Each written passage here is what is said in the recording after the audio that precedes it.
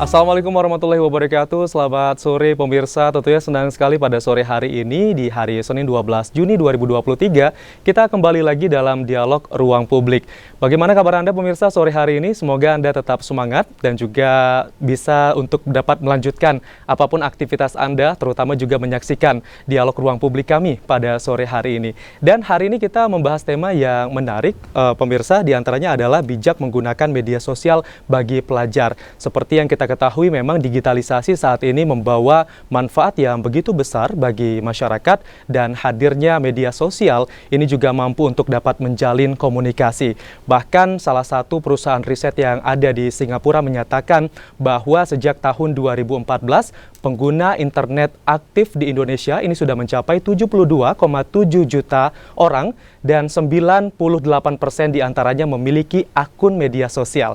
Dan akun media sosial ini memang tidak hanya di kalangan orang dewasa saja, tetapi juga sudah merambah ke kalangan anak-anak untuk menggunakannya. Dan memang banyak manfaat yang bisa kita dapatkan dari penggunaan media sosial ini, tergantung dari individu masing-masing bagaimana untuk bisa secara bijak menggunakannya dan bisa mendatangkan dampak negatif bahkan positif. Dan untuk itu kita akan membahasnya di dialog Ruang Publik kali ini, seperti apa nantinya kita juga harus bijak terutama bagi para pelajar dalam menggunakan media sosial. Kami sudah mengundang dua orang narasumber yang sudah bergabung di studio TVRI Jambi. Yang pertama telah hadir Kepala Bidang SD dan SMP Dinas Pendidikan Kota Jambi Bapak Sugiono MPD. Assalamualaikum, selamat sore Pak Sugiono. Waalaikumsalam warahmatullahi wabarakatuh. Selamat sore Mas Ahmad Salim dan para pemirsa sekalian, juga Bu atau Mbak Yanti. Baik, sehat Pak ya? Alhamdulillah. Baik, dari kantor sehat. Langsung ke sini? Dari kantor tadi selesai absen, kejar ke sini alhamdulillah. Baik, bisa datang tepat waktu. Terima kasih Pak Sugiono sudah bergabung bersama kami. Selanjutnya,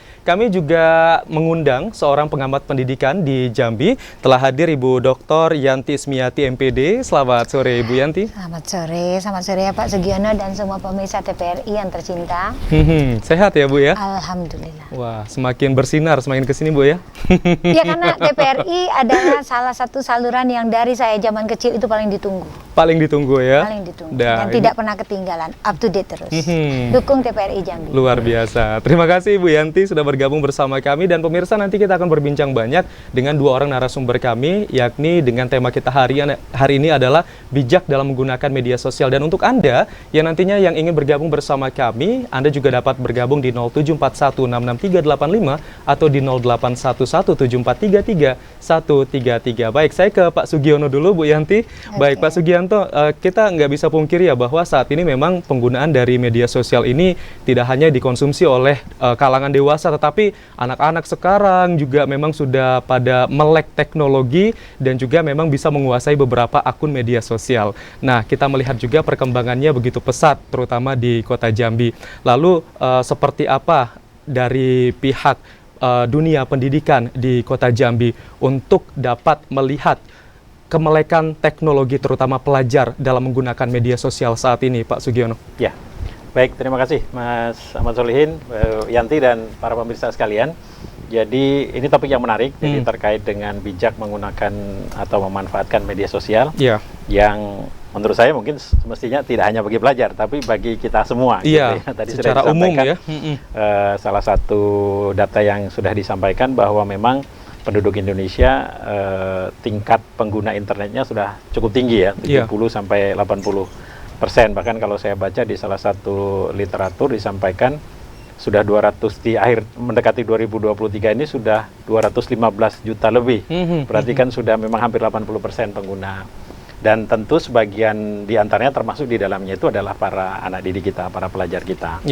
Nah, sebagaimana kita ketahui bahwa penggunaan media sosial atau juga akses internet dengan beserta seluruh variasinya, derivasinya itu memang memberikan dampak konsekuensi yang positif maupun negatif. Begitu juga di dalam dunia pendidikan, ditambah lagi dengan kondisi pembelajaran kita khususnya bahwa dalam nyaris 2 tahun sejak mungkin akhir 2019 awal 2020 dengan pandemi kan memang secara resmi melalui Kementerian Pendidikan Kebudayaan Ristek bahwa pembelajaran itu dialihkan melalui daring melalui online, sehingga itu memang kemudian juga salah satu mendorong pemanfaatan penggunaan Internet, internet termasuk di dalamnya media sosial untuk pelaksanaan pembelajaran. Satu sisi memang ada negatif, positifnya, tetapi juga tidak dapat kita pungkiri sebagaimana perangkat teknologi yang lain pasti ada dua sisi, ada sisi positif tapi juga harus kita antisipasi, kita minimalisir sisi negatifnya. Nah, kalau sekarang ini dalam perkembangan pendidikan di jenjang pendidikan dasar dan menengah dasar yang menjadi kewenangan kami di pemerintah Kota Jambi melalui Dinas Pendidikan, peserta didik kita SD, SMP, memang dari Kementerian Pendidikan dan Kebudayaan pun juga membolehkan, meskipun kita sudah pandeminya sudah berakhir ya Alhamdulillah, kemudian sekarang sudah pembelajarannya secara offline atau secara luring, tetapi pemanfaatan teknologinya bahkan di Kementerian Pendidikan Kebudayaan Ristek sendiri untuk kegiatan-kegiatan yang sifatnya lomba resmi nasional pun masih memanfaatkan teknologi internet, misalnya lomba Olimpiade Sains Nasional di jenjang SD, SMP, bahkan SMA juga, siswa kita memang harus punya akun di media sosial gitu ya. Jadi harus punya akun di terutama emailnya, kemudian mereka kemudian ketika mengerjakan juga harus dengan perangkat smartphone atau gawainya. Jadi memang sudah seperti menjadi bagian tidak terpisahkan dari praktik penyelenggaraan pendidikan kita dewasa ini. Nah, kemudian kalau dari sisi rambu-rambu ya, kalau kita bicara rambu-rambu, memang sampai saat ini yang secara spesifik misalnya melarang atau membolehkan itu tidak ada, karena rujukannya kita tentu di pendidikan ada Undang-Undang Sistem Pendidikan Nasional 20 2003. Kemudian kaitannya dengan bijak bermedia ini sesungguhnya sudah ada payung besarnya, ada di Perpres 87 2017 tentang penguatan pendidikan karakter, juga yang terakhir dengan Permendikbud nomor 20 2018 tentang implementasi pendidikan karakter di sekolah, di satuan pendidikan. Nah, sekarang apalagi dengan kebijakan menteri kita yang baru terkait dengan kurikulum Merdeka, Merdeka Belajar, Merdeka Mengajar. Jadi memang integrasi atau implementasi media ini dalam internet, dalam hal ini kemudian media sosial, memang sudah menjadi bagian yang sulit atau tidak bisa dipisahkan di era sekarang ini, termasuk di anak-anak kita sekarang. Kalau kesiapan dari sekolah sendiri untuk dapat beradaptasi dengan hadirnya era digitalisasi saat ini seperti apa, Pak Sugiono, Anda melihatnya di Kota Jambi? Baik, kalau dari sisi struktur ya, infrastruktur pendidikan kita yang kami amati untuk di pendidikan dasar dan pendidikan dasar di SD dan SMP, kita alhamdulillah jadi cukup baik, karena mungkin kita mengakui tidak ada area titik kosong internet blank spotnya di Kota Jambi ini, insya Allah tidak ada, karena itu sudah ditunjukkan dengan yang namanya ada asesmen nasional, ada asesmen kompetensi minimum, ada survei karakter, survei lingkungan. Semua satuan pendidikan kita, yang SD itu ada yang negerinya 164, yang swastanya ada 42, yang SMP-nya total ada 74 satuan pendidikan negeri swasta, semuanya bisa mengikuti kegiatan yang memang diinisiasi oleh Kementerian Pendidikan dan Kebudayaan. Artinya memang tidak ada halangan atau rintangan, satuan-satuan pendidikan kita sudah siap, tinggal lagi memang dibutuhkan itu tadi yang kita bahas sekarang ini, mungkin akan menarik nanti dengan Bu Yanti. Bagaimana kearifan kebijakan kita dalam menggunakan, memiliki, memanfaatkan media sosial itu supaya bermanfaat positif bagi kita semua, bagi Ananda, siswa, bagi pendidikan sendiri, dan bagi kehidupan kita bermasyarakat, berbangsa, bernegara, seperti itu. Yang pentingnya juga sejak dini memang harus terus dipantau, Pak ya, karena ini nantinya juga akan mempengaruhi bagaimana karakter dari peserta didik ke depannya ketika salah untuk menggunakan media sosial, terutama akun-akun ini ya. Akun-akun media sosial lainnya. Tadi Pak Sugiono sudah menyampaikan, Bu Yanti ya, bahwasanya memang ada sejumlah akun yang dimiliki oleh para pelajar, yang mana akun-akun dari media sosial tersebut nantinya juga bisa untuk mendukung bagaimana kiprah dari para pelajar ini untuk dapat berkompetisi di luar sana. Tapi kita melihat juga bahwa akun dari media sosial ini kan tidak hanya satu atau dua, tetapi juga beragam. Baik itu untuk akun-akun pendidikan ataupun penyebar luasan informasi yang bisa didapatkan oleh para pelajar itu sendiri, dan dengan kreativitas dari masyarakat Indonesia. Lalu Anda melihat juga saat ini bagaimana untuk pelajar, khususnya untuk SD dan SMP ya, Bu Yanti ya, kedekatan mereka dengan internet, terutama media sosial saat ini seperti apa? Terima kasih Pak Sugiono, tadi sudah menjelaskan banyak hal ya. Saya kira itu sudah sebagian sudah dijawab oleh beliau. Nah, sebenarnya media sosial itu merupakan suatu alat yang sangat simple dan bisa digunakan oleh siapapun. Bahkan yang paling dekat dengan kehidupan kita adalah kadang kita bisa tinggal dompet ya Pak ya, tapi nggak bisa tinggal HP gitu. Nah, saking dekatnya hubungan kita dengan yang namanya perangkat teknologi HP ya, misalnya. Nah, pelajar-pelajar di SD karena sempat kita mengalami COVID-19, COVID-19 2 tahun. Nah, disitulah semua orang menyadari, baik orang tua dan masyarakat secara luas, bahwa penggunaan teknologi khususnya HP itu sebagai salah satu media, pembelajaran online itu tidak bisa lagi dianggap hanya pendukung saja, tapi sudah menjadi pilihan. Ya Pak ya, sesuai dengan kondisi pendidikan yang sedang ada di global. Jadi civilization atau peradaban itu sudah menyentuh aspek yang paling luar. Artinya di desa-desa sendiri orang sangat familiar dengan media sosial. Nah, pelajar SD itu semua sudah tahu, bahkan mungkin lebih pintar dari kitanya ya. Saya akui itu ya, anak-anak lebih cepat beradaptasi. Nah, mungkin faktor yang harus kita waspadai adalah peran serta masyarakat untuk mengawasi kalau anak-anak tidak di lingkungan keluarga, khususnya sekolah. Jadi sekolah-sekolah jarang sekali saya lihat untuk memberikan semacam, ini kan ada misalnya dukung migrasi TV digital Indonesia seperti itu. Sosialisasi. That's right. Jadi artinya di sekolah-sekolah itu nanti semacam dibikin aturan bahwa penggunaan HP itu kapan bisa dilakukan, kemudian mungkin ada razia yang dilakukan secara rutin. Mungkin ada beberapa sekolah juga mungkin yang melakukan itu ya Pak ya. Kenapa? Karena saking dekatnya teknologi tadi, sehingga akses apapun bisa. Situs-situs yang yang tidak boleh digunakan oleh anak-anak di usia dini misalnya, itu bisa diakses dengan mudah.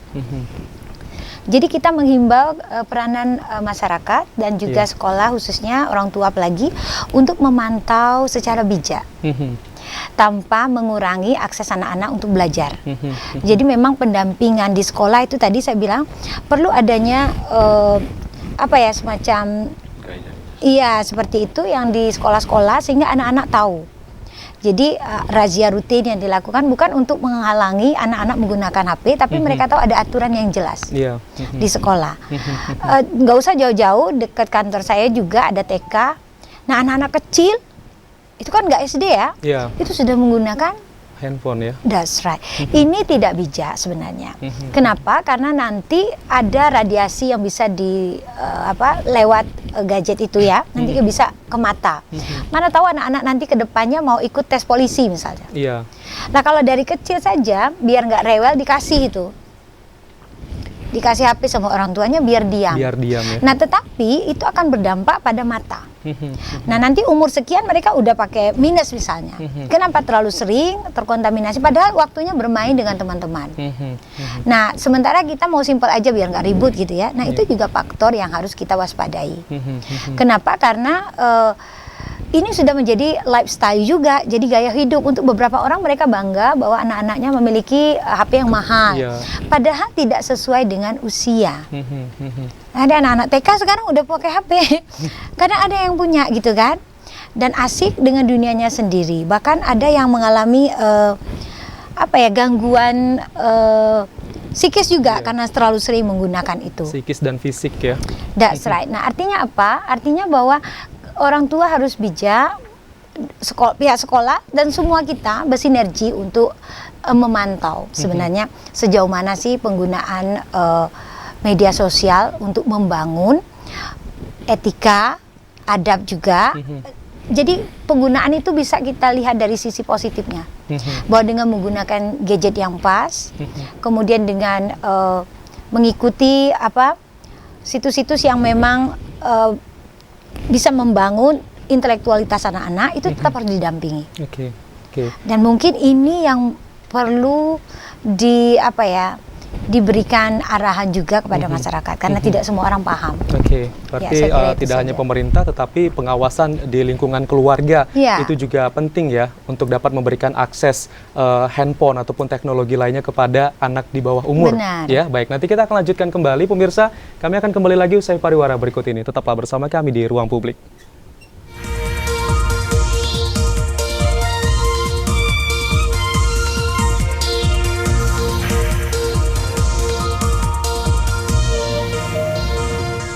Baik, terima kasih pemirsa, Anda masih bersama kami di Ruang Publik dan kita masih membahas bijak menggunakan media sosial bagi pelajar. Dan untuk Anda yang ingin bergabung bersama kami, Anda bisa bergabung di 0741 66385 atau di 0811 7433 133. Baik, tadi Ibu Yanti juga sudah menjelaskan memang pentingnya pengawasan seperti itu baik dari pemerintah ataupun dari lingkungan keluarga. Masyarakat. Di sini tidak hanya pengawasan terhadap penggunaan dari media sosial saja, tetapi juga penggunaan dari teknologinya, dari handphonenya sendiri, supaya nanti tidak membawa dampak jangka panjang terhadap anak tersebut. Nah, Pak Sugiono menanggapi hal tadi, Pak, mungkin kalau dari Dinas Pendidikan Kota Jambi, adakah pengawasan-pengawasan yang dilakukan kepada para pelajar selama pelajar ini menggunakan media sosial, atau mungkin ada sejenis himbauan ataupun sosialisasi seperti adanya spanduk, baliho, dan juga banner terkait mungkin ada pembatasan penggunaan handphone dan juga bijak menggunakan media sosial, seperti apa, Pak? Oke, baik, terima kasih. Jadi terkait dengan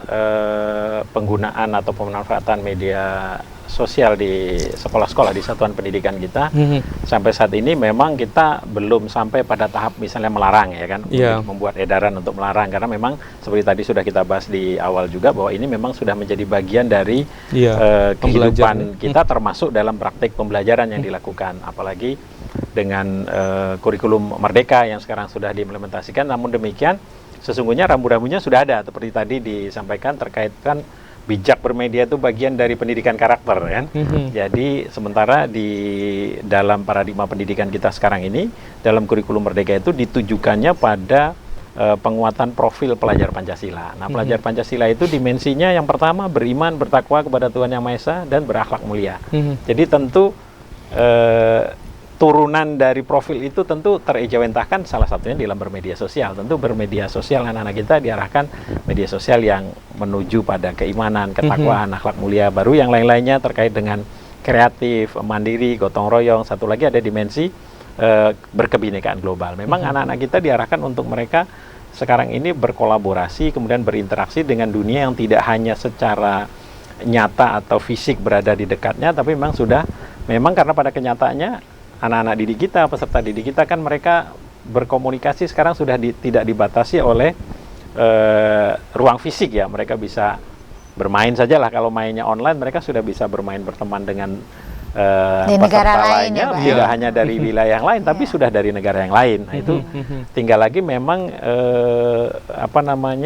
pilar yang tadi beliau sebutkan itu terkait dengan penguatan pendidikan karakter, termasuk di dalamnya bermedia sosial tadi. Memang yang pertama, anak-anak kita kan usia SD SMP. Memang ini secara psikologi, ya Bu Yanti, ya, sedang mereka pada tahapan perubahan dari masa anak-anak kemudian ke masa remaja. Sehingga memang transisi itu dibutuhkan betul penguatan, pendampingan agar mereka berkembang sesuai potensinya ke arah yang positif tadi. Kemudian pilar keduanya yang tidak kalah pentingnya, selain tadi berorientasi pada berkembangnya potensi positif dari peserta didik, adalah faktor keteladanan yang tadi sudah disampaikan. Jadi anak-anak kita tentu akan melihat tidak hanya terkait media sosial, tapi aspek pendidikan keseluruhan, bahwa keteladanan itu penting. Keteladanan dari siapa? Dari kita semua, orang dewasa, dari orang tua, kemudian dari para pendidik, para guru, kemudian juga dari masyarakat. Jadi memang dibutuhkan ikhtiar bersama-sama untuk anak-anak kita punya saringan untuk mereka bisa bagaimana sih bermedia sosial yang bijak itu. Kemudian baru aspek yang ketiganya memang itu tadi. Jadi pelibatan baik sisi keluarga, tripusat pendidikan, ya, menurut Ki Hajar Dewantara itu. Keluarga, sekolah, masyarakat memang bersama-sama, dan itu di sekolah-sekolah kita sebenarnya sudah cukup sering, apalagi akhir-akhir ini pemerintah Kota Jambi juga punya rambu-rambu terkait misalnya yang kemarin kita agak dihebohkan terkait dengan kenakalan remaja berbasis kendaraan bermotor. Itu kan sampai ke situ, artinya sosialisasi yang dilakukan oleh berbagai institusi di satuan pendidikan sudah masuk sampai ke sana. Tinggal lagi memang kita adalah orang nyebutnya keberlanjutan, ya, sustainabilitas. Bagaimana kita tidak hanya saat itu saja, misalnya keluar instruksinya tanggal sekian, itu kita gencar, tapi setelahnya kemudian kita loss. Nah, yang dipentingkan kan memang ikhtiar pendidikan itu tidak instan saja, tapi bagaimana keberlangsungan terus-menerus, karena memang upaya pendidikan itu adalah upaya yang harus dilakukan secara kontinu, komitmen, berkesinambungan. Mungkin dari situ sisinya. Jadi kalau ikhtiar-ikhtiar yang dilakukan sekolah melarang, tapi biasanya juga tidak melarang untuk satu waktu yang lama, ya, tapi biasanya mereka on off, misalnya ketika ujian yang sifatnya berbasis kertas, maka tidak boleh pakai itu, atau sedang ulangan harian. Tapi kalau ketika ujian akhir, mereka justru ada yang sekolah menyarankan memang bawa, karena memang perangkat teknologi itulah yang digunakan untuk mengasesmen siswa itu. Jadi memang sifatnya fleksibel ya tadi ya, sesuai dengan kebutuhan pada masing-masing satuan pendidikan, pada masing-masing mata pelajaran, dan pada masing-masing kelas sesuai jenjangnya itu. Seperti itu. Oke, dan juga tergantung sekolahnya lagi Pak ya, untuk betul. menerima arahan mungkin dari atasnya, dari Dinas Pendidikan Kota Jambi ataupun Provinsi, nantinya juga akan memberikan arahan supaya para siswa ini juga aktif, bijak juga untuk menggunakan media sosial. Tapi di sini kan para siswa kan Pak tidak hanya untuk mengadopsi ataupun menikmati berbagai konten-konten yang nanti juga bisa mereka filter, mereka saring konten seperti apa yang cocok dengan mereka. Tetapi terkadang para siswa ini juga bisa menjadi seorang pelakunya Pak, seperti menjadi seorang konten kreator. Nah, untuk memberikan pengarahan juga nih kepada para siswa supaya nanti mereka ketika mereka menjadi seorang konten kreator, tetapi mereka tidak membuat sebuah konten yang malah itu juga akan diduga menjerumuskan para siswa lainnya untuk hal-hal yang negatif, itu seperti apa Pak? Iya. Jadi kalau sangat teknis mungkin tidak sampai ke situ ya, artinya belum. Artinya sampai saat ini misalnya Dinas Pendidikan menyampaikan surat edaran sangat teknis itu belum. Tapi sesungguhnya di dalam regulasi pendidikan kita sudah cukup lengkap yang bisa kita jadikan rujukan. Seperti tadi sudah ada Perpres tentang penguatan pendidikan karakter, yang lebih teknis lagi sudah ada Permendikbud tentang penguatan pendidikan karakter di sekolah, yang di situ mengatur di samping regulasi lainnya ya, apa-apa saja yang bisa dilakukan. Intinya adalah bahwa kita harapkan anak-anak kita itu karakter positifnya yang terbangun, seperti tadi bertanggung jawab, kan itu nanti bisa turunannya kalau bermedia sosial juga bermedia sosial yang bertanggung jawab, karena sekarang kan memang setiap orang dengan akun media sosial yang dia punya sudah bisa menjadi reporter bagi dirinya sendiri, kira-kira kan begitu kan.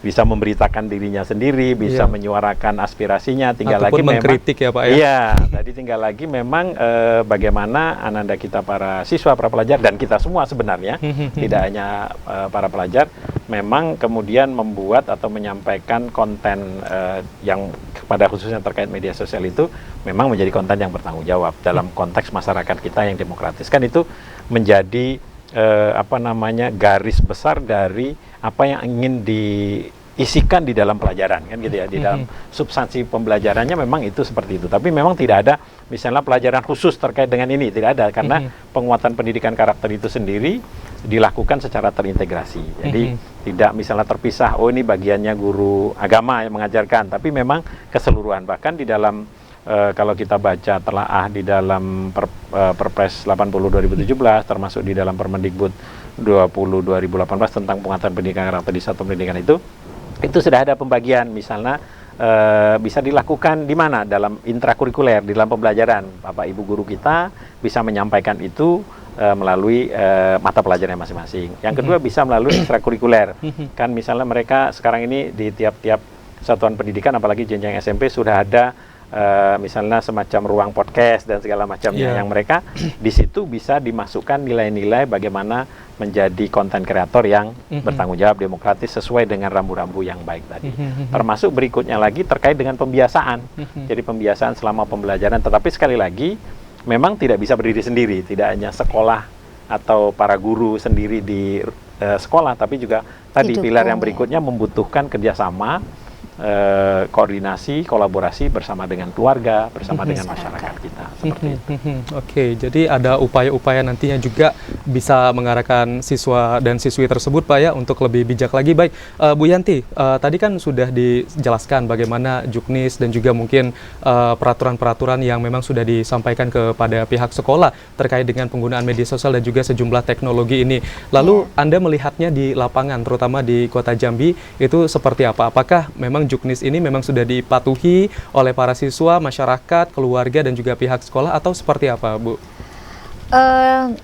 Media sosial itu adalah ruang ekspresi sebenarnya. Iya. Jadi anak-anak itu kan memiliki idolanya masing-masing. Nah, yang kecenderungan yang ada di Indonesia saat ini adalah seperti kamu nanya, iya kan? Itu tiba-tiba sangat populer. sebenarnya apa poin dari itu? Sebenarnya kalau dilihat dari sisi, kan cuma hiburan saja, tapi itu menjadi booming, meskipun sifatnya temporari ya. Nah artinya anak-anak butuh ruang ekspresi untuk menyuarakan beberapa hal terkait dengan apa yang mereka pikirkan dan rasakan. Nah mungkin kita di sekolah harus memiliki semacam, tadi Bapak tadi bilang ada ruang juga untuk podcast ya Pak ya. Tapi kan tidak semua orang bisa berekspresi dengan semua orang menampung semua anak-anak itu tidak. Dia lebih enak mereka memilih untuk mengikuti, kayaknya saya cocoknya main TikTok yang ini deh. Saya panutannya yang ini deh gitu. Harus selektif ya. Nah, itu tadi saya katakan bahwa di fase transisi anak-anak itu yang masih remaja, mereka tentu ingin mencari juga jati dirinya. Sehingga konten-konten kreator yang sifatnya temporari muncul, seperti kamu nanya dan sebagainya. Ada yang suka nangis itu siapa namanya itu ya? Oh, sad boy, Fajar sad boy. That's right. Lah itu malah menjadi panutan, bukan panutan tapi diikuti semua orang begitu. Nah, ada apa yang terjadi dengan fenomena sosial media kita? Karena ternyata kita kehilangan sosok anak-anak yang zaman saya dulu ada. Mungkin Pak Sugiono ingat ya Pak ya? Cuma kecil-kecil dulu kita punya tokoh idola anak-anak loh. Penyanyi yang nyanyinya tuh lagunya memang selain enak juga dia mendidik. Dan kita ngikutin benar karena ada adab yang di dalamnya itu semacam kata-kata yang bisa menuntun anak-anak untuk jangan buang sampah sembarangan atau sebagainya, ada begitu. Zaman sekarang kita tidak punya lagu anak-anak, sehingga ketika anak SD malah lebih paham lagunya Ayu Ting Ting kan gitu, dengan goyangan maaf yang seharusnya untuk anak SD itu kayaknya menurut kita itu belum pas ya, aneh ya gitu. Nah itu kenapa? Tapi itu dikasih ruang gitu ya. Artinya kita kehilangan hal-hal yang seharusnya bisa membuat anak-anak kita memiliki dunianya sendiri dengan tokoh-tokohnya sendiri gitu. Tapi Bu Yanti, kan kita ngelihat juga memang konten-konten viral yang tadi sudah Ibu sebutkan. Tapi banyak juga ini konten-konten yang ada nilai-nilai edukasinya juga. Tetapi kenapa yang konten-konten aneh itu lebih cepat untuk diadopsi sama anak didik? Menurut Bu Yanti itu kenapa? Apa indikator penyebabnya? Karena membosankan Pak ya kalau belajar. Ya Pak ya? Iya coba lah, betul nggak? Nah artinya begini, kalau di kalau anak-anak misalnya nonton Upin Ipin kan, itu kan hanya animasi ya. Tapi kenapa dia begitu mengindonesia, bukan Malaysia kan? Malah mengindonesia sekali kan? Kenapa Upin Ipin itu bisa menjadi pilihan anak-anak kita loh, yang juga sebagian besar orang Melayu kan, orang Indonesia. Kenapa begitu dekatnya Upin Ipin dengan anak-anak di Indonesia? Karena orang Malaysia tahu benar bagaimana membuat cerita yang sesuai dengan karakter anak-anak dan tidak anak-anak kampung begitu kan. Kita kan mayoritas masih tinggal di kampung. Berapa persen sih yang tinggal di kota dan menikmati kemewahan? Saya kira tidak banyak. Jadi artinya kalaupun nanti ke depan anak-anak kita menjadi konten kreator, saya sering bilang juga sama mahasiswa saya untuk misalnya begini, kenapa tidak sambil di kebun ketika bantu bapak kamu di sawit, kamu bikin konten dengan cara yang berbeda, tapi menunjukkan keseharian. Karena semua orang sudah punya segmented pasarnya masing-masing. Iya kan? Nah, tetapi yang perlu kita sadari adalah itu tadi. Kalau saya selalu menekankan kepada anak-anak bahwa sebelum kita mengupload sesuatu di media sosial yang kita miliki, tolong berpikir bijak dulu dan harus dipikirkan dampaknya. Karena hal-hal yang harus kita hindari adalah memposting tentang kehidupan pribadi yang terlalu vulgar sifatnya, maaf. Pribadi selalu diekspos itu juga tidak boleh. Jadi artinya apa? Pembatasan hal-hal yang terkait dengan diri sendiri juga harus didukung oleh pencerahan kepada mereka. Bahwa ketika ingin bersosial media yang bijak, ini loh yang harus kita lakukan. Jangankan itu, kalau ada mahasiswa yang memberikan pesan melalui WhatsApp, itu aja mereka tidak tahu caranya. Artinya apa? Bukan mereka tidak beradab, tapi mereka tidak tahu karena kita tidak memberitahu. Misalnya begini, di mana Bu? Maaf. Lah, kamu siapa gitu kan? Etika ya. Nah, padahal kita tidak masalah kok mereka bertanya misalnya menggunakan media sosial, tapi kita kasih tahu. Kalau mau memberikan pertanyaan atau bertanya, kasih salam. Oke. Sesuai dengan agama kita, kemudian namanya siapa, dijelaskan dulu, baru nanti bertanya. Oke. Baik, jadi seberapa efektif dan juga efisiennya para user dari akun media sosial ya, terutama para pelajar itu supaya bisa menginfluence ke arah hal-hal yang positif ya. Baik, nanti kita akan lanjutkan kembali pemirsa, kami akan kembali lagi usai pariwara berikut ini, tetaplah bersama kami di Ruang Publik.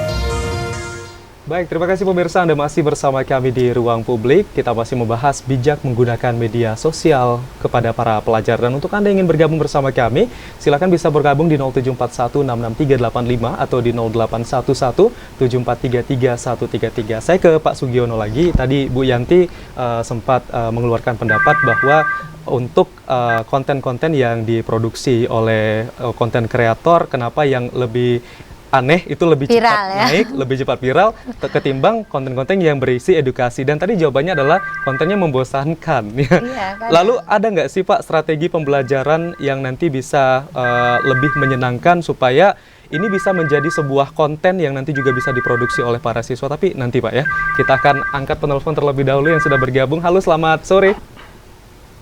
Selamat sore. Ya, Pak Yudi dari Telane Pak ya? Iya, betul. Ya, silakan Pak Yudi, apa yang mau disampaikan? Baik, terima kasih Pak Ahmad Solihin. Ya, betul sekali Pak Ahmad Solihin. Terima kasih pada Ruang Publik yang telah memberikan edukasi kepada masyarakat Jambi. Selamat sore, Assalamualaikum Bapak narasumber, Ibu. Waalaikumsalam Yang warahmatullahi terhormat wabarakatuh. Bapak Sugiono ya, PD-MPD, sebagai Kabid SD dan SMP Kota Jambi. Yang terhormat dan Mbak Dr. Yanti, jadi pengamat pendidikan di Jambi. Ya, seperti kita ketahui bahwa mungkin tidak asing lagi ya keberadaan media sosial ini, kan kita akui sudah kebutuhan lah ya. Karena memang sudah teruji sampai saat ini, dia bisa mempermudah, mempercepat kegiatan apa saja yang bersifat positif. Terasa sekali kita mau apa saja kita cepat gitu. Nah, kembali ke payung hukumnya pun sudah kuat. Ada undang-undang IT. Kalau memang tidak bijak, ya terjerat di situ.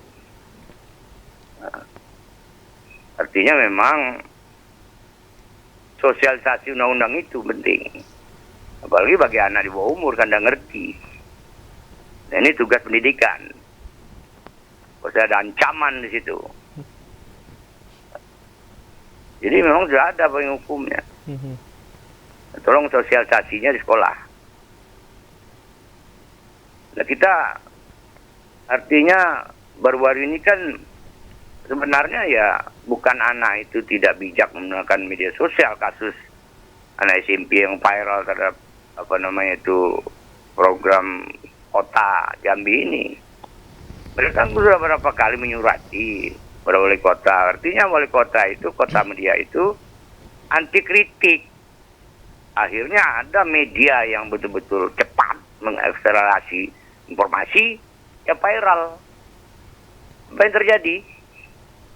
Tetap saja anak itu dikenakan undang IT lagi proses. Tidak bisa. Itu bukti.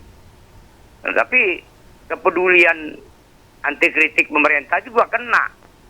Kok sampai viral dia baru ditanggapi. Makanya hati-hati pemerintah dengan media ini juga pendidikan. Nah, kembali kepada persoalan tema kita sore ini, ada media sosial yang digunakan oleh anak di bawah umur. Jangan coba-coba menyalahkan anak itu. Coba kita introspeksi diri. Tadi Ibu Yanti mengatakan bahwa orang tua membelikan Android lebih mahal dari punya ibu bapaknya. Tapi dia tidak bertanggung jawab, anak di bawah umur menggunakan media sosial itu, controllingnya. Saya ingin bertanya, kapan orang tua itu mau kontrol anaknya di bawah umur menggunakan media sosial? Itu pertanyaan besar. Ya kalau guru sih, jauh sekali mau kontrolnya. melalui masyarakat sosial. Jadi tolong salahkan orang tua. Ada orang tua yang bijak, dia ada aturan anak bawah umur itu. Jam sekian dia main HP, jam sekian dia harus buka HP. Lantas apa yang dia buka? Kedisiplinan orang tua ini menentukan generasi berikut. Tolong orang tua, jangan salahkan anak. Karena anak itu adalah itu mainan dia. Itu generasi dia, media sosial itu. Ya, baik Pak Yudi. Jadi artinya, saya anggap Surya ini orang tua tidak peduli dengan anaknya, tidak bertanggung jawab. Membelikan Android yang mahal, tapi kurang mengontrol. Saya rasa itu akar persoalannya di situ. Ya kan, artinya kita mari sama-sama mulai hari ini dan seterusnya anak-anak di bawah umur itu harus dikontrol. Sebab konten-konten yang ada di dalam itu semua bisa buka. Seperti zaman Sipatul Sembiring, Menteri Kominfo pada saat itu. Itu kan ada 3 miliar pornografi baru dihapus oleh Indonesia sebesar 3 juta. Berarti masih 0, dihapus. Artinya masih bergentayangan di situ. Makanya sampai sejauh mana orang tua mengontrol. Baik, anak Pak sudah Yudi. masuk ke sana enggak? Ya, kalau sudah dewasa silakan. Itu udah kebutuhan dia. Tapi kalau anak-anak, no way, belum bisa itu. Ya ini kesalahannya. Mari kita sama-sama introspeksi diri bahwasanya orang tua yang salah menurut saya. Tidak pernah mengontrol anaknya pengguna media sosial. Baik, terima kasih. Mudah-mudahan orang tua mulai hari ini dapat mengontrol anaknya sampai jauh mana dia menggunakan media sosial itu. Mohon maaf, wabillahi taufiq wal hidayah. Wassalamualaikum warahmatullahi wabarakatuh. Waalaikumsalam warahmatullahi wabarakatuh. Terima kasih Pak Yudi dari Telanai sudah bergabung bersama kami. Tadi memang ada sejumlah hal yang disoroti oleh Pak Yudi. Saya ke Pak Sugiono terlebih dahulu untuk menanggapi pertanyaan dan juga pernyataan dari Pak Yudi tadi bahwa untuk konsekuensinya ketika mungkin kita memproduksi sebuah konten dan tidak sesuai dengan kode etik dan peraturan yang berlaku, maka nanti juga bisa tersandung dengan Undang-Undang ITE. Nah, seberapa upaya yang dilakukan dari pemerintah kota, terutama Dinas Pendidikan, untuk menyosialisasikan Undang-Undang ITE ini ke sekolah-sekolah, Pak Sugiono? Baik, terima kasih. Jadi terima kasih Pak Yudi tadi sudah menyampaikan dan juga memberikan dukungan serta perspektif untuk kita semua, para pemirsa TVRI Jambi. Jadi beberapa hal mungkin tadi izin kami menyampaikan tanggapan. Yang pertama terkait memang setuju dengan apa yang disampaikan oleh Pak Yudi bahwa untuk anak-anak kita yang usia SD, apalagi SD ya, dan SMP juga memang kan secara regulasi juga mereka memang masih berada pada usia anak-anak. Tadi secara psikologi memang mereka pada tahapan perkembangan transisi ya, dari masa anak-anak kemudian ke masa remaja, masa dewasa. Jadi memang masih ada beberapa karakteristik kan, Bu Yanti mungkin yang lebih pas lagi, tapi secara pedagogi bisa kita ketahui bahwa anak-anak itu memang masih berada pencarian jati diri. Itu tadi antara lain penyebabnya seperti tadi Mas Soli sampaikan. Kenapa kok yang cepat viral misalnya yang tidak terkait dengan edukasi, misalnya kalau substansi terkait dengan pembelajaran, edukasi mungkin agak lama atau tidak segera viral gitu ya kan. Karena memang dia sedang mencari jati diri kan, proses pencarian jati diri. Dan tadi kita ingat di awal bahwa 80% pengguna internet aktif di Indonesia itu ya sebagian besarnya tadi datanya adalah anak-anak. Jadi memang tentu apa yang menarik bagi mereka itu yang segera dan cepat ditiru. Itu memang membutuhkan, tadi Pak Yudi juga sampaikan, perlu pendampingan, perlu kerjasama ya. Mungkin tidak harus dalam titik ini salah ini benar gitu ya, karena yang paling utamanya tentu adalah yuk kita bersama-sama. Ini jadi apa namanya, tanggung jawab kita semua. Jauh-jauh hari Ki Hajar Dewantara sudah sampaikan, memang pendidikan itu tripusat, pusatnya ada keluarga, baru ada sekolah, ada masyarakat. Jadi mari sama-sama kita dengan anak-anak kita jaga supaya pendampingan kita, guidance kita kepada anak-anak kita memang sesuai dengan apa yang kita harapkan. Ada ketentuan terkait dengan norma-norma agama selain norma undang-undang ya kan. Undang-undang memang tentu mungkin tidak sekarang kalau saya lihat kan perkembangannya di Undang-Undang ITE sudah masuk di Undang-Undang 1 2023 tentang KUHP ya, sudah masuk semua di situ ya. Itu mungkin juga tetap menjadi tugas kita juga untuk bagaimana menyampaikan kepada anak-anak kita di samping apa yang sudah disosialisasikan oleh lembaga-lembaga, karena satuan pendidikan atau sekolah kita kan juga bekerjasama dengan banyak pihak ya, ada perlindungan anak, kemudian ada dari Dinas Informasi Komunikasi, kemudian dari pihak-pihak lain misalnya terkait dengan Binmas Kepolisian itu yang masuk juga di satuan-satuan pendidikan untuk memberikan sosialisasi, memberikan pemahaman terkait dengan aspek-aspek tertentu dari peraturan perundang-undangan yang boleh jadi mungkin memang Bapak Ibu guru kita mungkin dalam tanda petik apakah tidak sempat atau sudah apalagi misalnya sekarang kan posisinya sekarang ini sudah akan mendekati pembagian rapor, tapi itu tidak boleh menjadi alasan, menjadi tanggung jawab kita. Mungkin nanti berikutnya di tahun ajaran baru ada namanya masa pengenalan lingkungan sekolah. Jadi mungkin perlu diadaptasi hal-hal baru terkait dengan perkembangan teknologi ini, digitalisasi ini, supaya masuk memang di dalam aspek konten yang dikembangkan di dalam masa pengenalan lingkungan sekolah misalnya bagi siswa baru. Itu saya kira satu peluang yang juga menjadi harapan kita semua, tapi juga sekaligus menjadi tugas dan tanggung jawab kami di Dinas Pendidikan, juga di satuan-satuan pendidikan kita. Sebenarnya kan kalau regulasi umumnya sudah bisa kita akses di mana-mana anak-anak kita. Cuman masalahnya tadi seperti Bu Yanti sampaikan, tidak selalu yang isinya pendidikan terus aneka regulasi itu yang kemudian cepat diserap oleh anak-anak didik kita atau oleh kita semua. Tapi yang menghibur, yang mudah-mudah seperti tadi, itu yang kemudian cepat tersebar. Itulah pentingnya mungkin satu poin ya di kita perlunya kesadaran bagi kita juga, bagi anak-anak kita, bahwa media sosial itu sesungguhnya hanya apa namanya mediumnya ya, tetapi sesungguhnya apa yang ditampilkan itu menggambarkan ciri kita kan. Itu yang perlu kearifan kebijakan itu, bahwa yang kita sampaikan itu lisan begini tatap muka, kemudian di media sosial itu orang kan menilai sama, itulah pengganti diri kita. Jangan sampai kita kemudian melupakan bahwa itu dinilai orang warna kita, supaya tidak salah. Mungkin baliknya ke situ ya, artinya secara kependidikan seperti itu, bahwa kepada anak-anak kita disampaikan, loh nanti yang kamu buatkan di dalam komentar, di dalam apa itu menjaga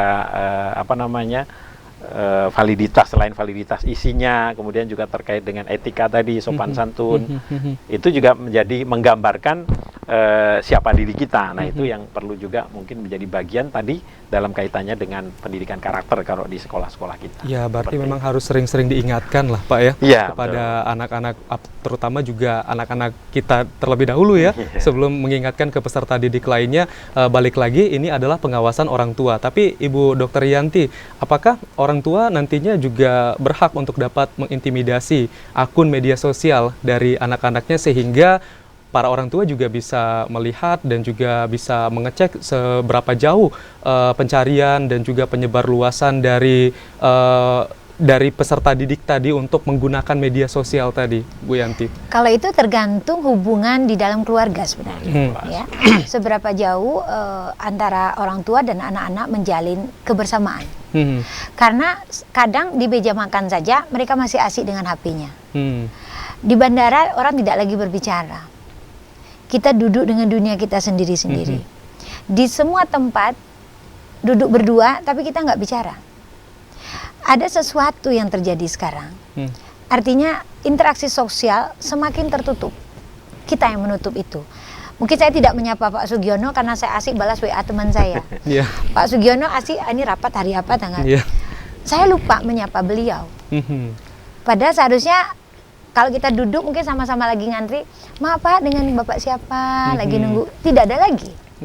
Orang menganggap ngapain gitu, saya kan sibuk, dia juga sibuk. Ibu ngechat Pak Sugiono, ketika ketemu Pak Sugiono malah Ibu ngechat yang lain. Nah gitu, kita mau makan malam dengan keluarga, tapi tidak jadi obrolan yang seharusnya membangun kedekatan emosional di antara kita. Karena mereka asik dengan kasih tahu temannya, saya lagi sama orang tua nih gini, mamanya juga lagi posting, lagi makan dengan keluarga. Menghabiskan sebagian besar hidup kita hanya untuk memberitahu orang lain. Bahwa kita lupa bahwa orang-orang di sekitar kita harus kita kasih tahu, kita ajak bicara. Nah itu sudah mulai terjadi, ya kan? Gak usah jauh-jauh, kita sendiri di kantor, semua orang hening ya Pak, karena asik dengan dunianya sendiri. Nah bagaimana mungkin kita membuka komunikasi yang baik, kemudian kita bisa masuk ke dunia anak-anak kita, jika kita sendiri lupa bahwa kita juga menutup akses itu. Nah, jadi sekarang seperti kata Pak Yudi tadi, peran orang tua itu luar biasa. Ayo dong kita berubah sama semua. Ketika kita menghabiskan waktu bersama anak-anak, ingat ya, nggak ada mobile phone ya. Kita sekarang kita benar-benar menghabiskan waktu makan. Kita makan, nanti kita posting. Tapi kita makan dulu. Nah, jadi kita yang memulai, karena hal ini sudah masuk dan merasuk ke dalam semua sektor. Bahkan di rapat juga orang ngomong, ada yang main HP, bener nggak sopan loh gitu ya.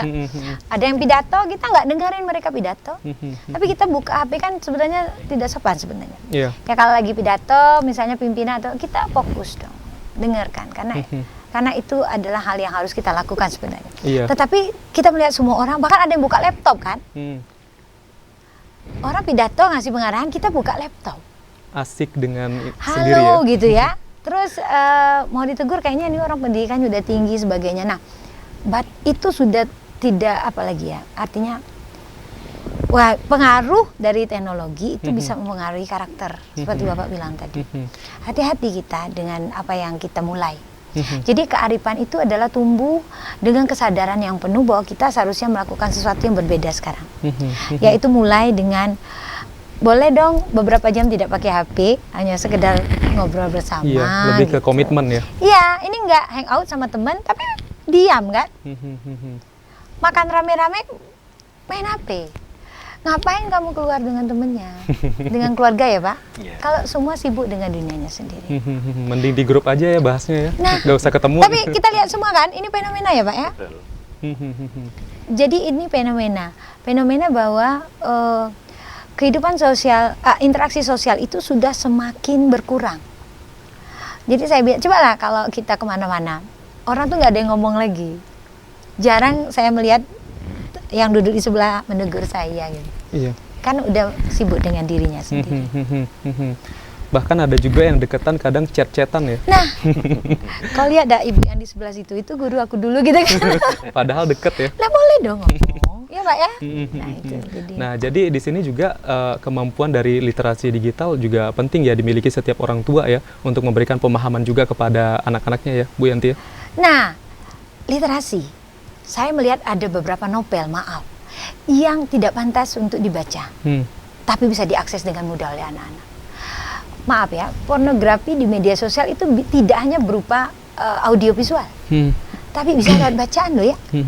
Nah itu kadang bisa di-download dengan mudah. Jadi kalau dibilang anak saya nggak pernah nonton yang begitu, tapi dia menikmati novel-novel yang begitu. Nah orang tua yang tidak paham dengan teknologi tidak tahu. Iya kan? Nah ini lebih berbahaya. Nah itu bisa diambil di aplikasi, masuk ke dalam aplikasi bisa. Jadi karena saya bertanya kepada beberapa orang yang menikmati novel. Ini novelnya, wah ini kalau yang ini nih agak ini gini, wah saya bilang bahaya ini. Sementara kita suruh kamu itu nggak usah main itu, coba baca. Baca apa dulu dong? Iya. Baca apa dulu? Karena semua bisa diakses dengan mudah. Bahkan hal-hal yang kita menurut kita nggak negatif kok, enggak. Tadi saya bilang kalau untuk mencegah hal seperti itu kita harus mungkin semua termasuk saya harus introspeksi diri juga. Bagaimana saya bijak nggak sih menggunakannya? Jadi kasihlah ruang untuk berkomunikasi seperti ini.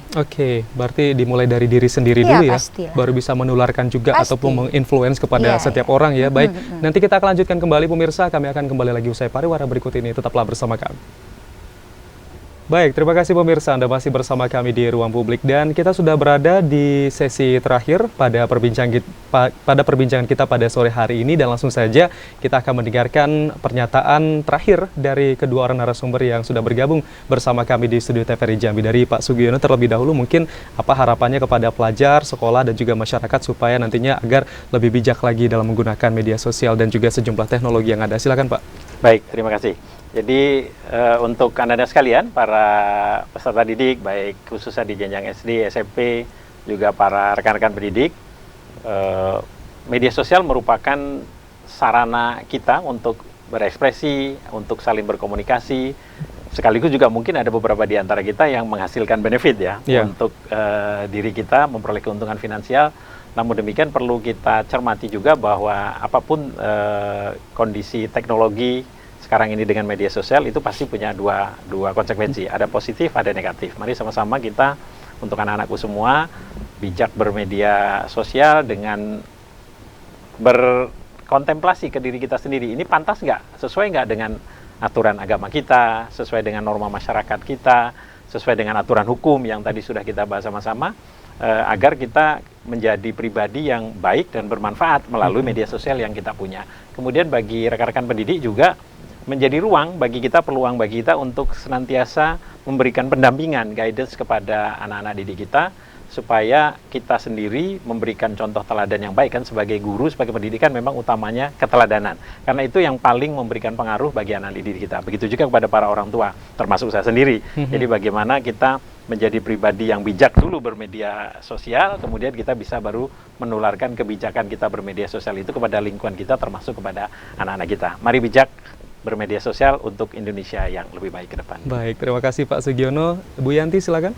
Oh ya, kepada semua pemirsa, bahwa bangun kedekatan khususnya di dalam keluarga dengan semua anggota keluarga kita.